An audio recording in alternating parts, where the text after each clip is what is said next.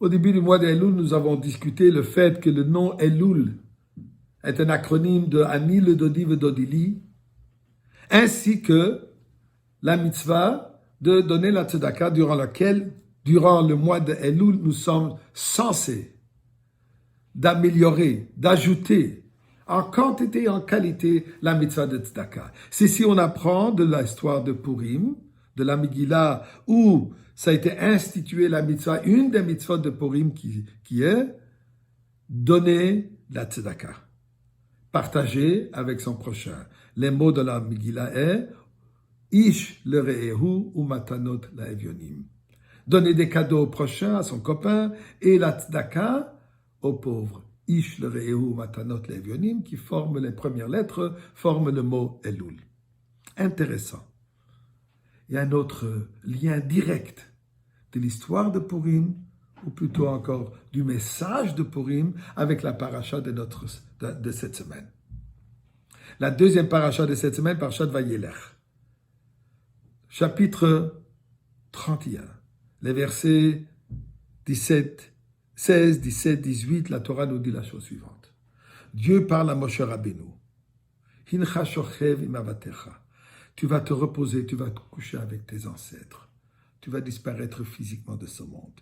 Et Dieu dit, je sais ce qui va arriver avec le peuple. Malheureusement, dès que le leader sera disparu physiquement, ils peuvent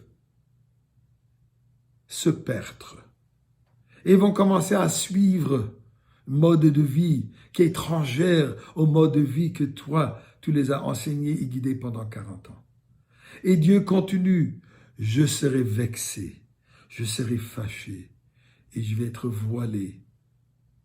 Et toutes sortes de calamités vont retomber sur eux à ce moment, à point qu'ils reconnaissent que la raison de ces calamités, c'est puisqu'on s'est éloigné d'Akadosh Baruch Hu. Et dans le verset 18, verset Chai, le pasuk de dire Va'anochi haster astir panai bayom hahu. Moi, je vais me voiler, double voile, à ce jour. C'est quoi ce double voile? Et c'est quoi ce Anochi? Revenons à la Gemara Chulin. La Gemara Chulin pose la question à la page 139.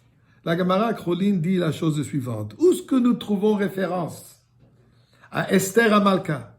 Esther, l'héroïne de l'histoire de la Megillah, de l'histoire de Purim. Où est-ce qu'on trouve référence? Allusion au moins à elle. Et la Gemara cite ce passage que je viens de citer, le verset 18 de la parashat Vayelech, en disant Esther, son nom, Esther qui veut aussi dire voile, voilé, Va'anochi haster astir. Bien sûr qu'il y a un sens beaucoup plus profond que juste le fait qu'on a trouvé deux mots similaires. Le sens est le suivant. C'est quoi l'histoire de la Megillah? C'est quoi l'histoire de Purim? Malheureusement, dû à un éloignement de la Torah, je m'excuse, de la part des gens, de la part d'Am Israël à cette époque, n'ont pas écouté les paroles de Mordechai Hatzadik. Haman a fait surface et Achashverosh lance un décret, l'anéantissement total du peuple juif. L'histoire, Mordechai demande à Esther d'intervenir auprès de son mari le roi, et on connaît l'histoire, tout a changé, la fête de Purim, le Chaïm. Mais on réalise que ce n'est pas le fait que Esther a intervenu chez Achashverosh qui a vraiment amené ce miracle. C'était Dieu caché derrière ce voile, Esther, ce voile de Esther qui a amené à cette victoire, à cette sécurité absolue qu'on a eue à ce moment. Au fait que le peuple juif entier a été sauvé, au point que c'est devenu la fête la plus importante, la fête éternelle. Ou même au temps de Mashiach, on va fêter Purim. Donc Esther représente quoi? Un voile divin, à nous de dévoiler. Dis cela, le pasuk. Va Anochi, il ne dit pas Dieu, donc pas un nom, mais il parle d'Anochi, le même Anochi qu'on retrouve aux 10 commandements. je. Quand Dieu parle de je, ça veut dire c'est au-delà de toute manifestation à travers un nom de Dieu, puisque chaque nom manifeste un certain comportement, un certain attribut d'Akadosh Baruch Hu.